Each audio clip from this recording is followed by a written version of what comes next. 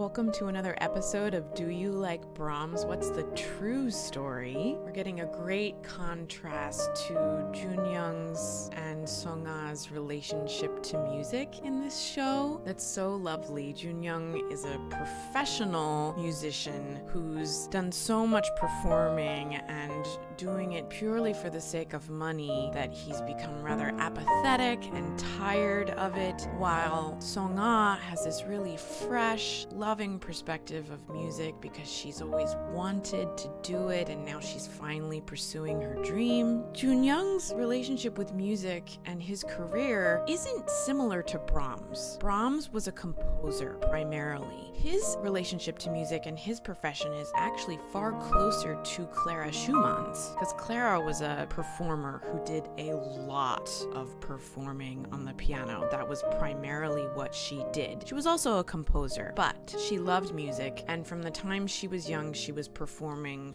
for the sake of money, and she earned lots of it. She was the #1 income for her household as a child. She got tired of it, and so when she met Robert and he wanted to marry her, she fell in love with him, was so excited to get to just be a wife and be a mother. But because Robert was just a composer, through their entire marriage, because she couldn't perform and make all the money she was capable of, she worried about money constantly. So when Robert finally died, Clara was heartbroken and sad, but she had 7 children she had to support, and she was very grateful for the fact that she had a way to earn money and lots of it through touring. However, she wrote a lot of letters to Brahms during this time and talks about how his letters really sustained her through the stress of touring, and she also confessed to him many times about just how difficult touring was and giving incessant concerts over and over again, and how hard it was knowing that the public really would enjoy the concerts, say how wonderful she was, but then the next day it would just be about the next performance and they would move on. But the way she survived this, in the way that poor Joon Young is so burnt out and unable to see a way to continue his career, the #1 way Clara survived this and went through it was supporting her children, but also writing letters to Brahms and getting new, fresh music from him all the time. However, Brahms was very critical of the fact that Clara continued her career, and he saw how much it drained her and told her that he wanted her to stop, that she should start making money in a town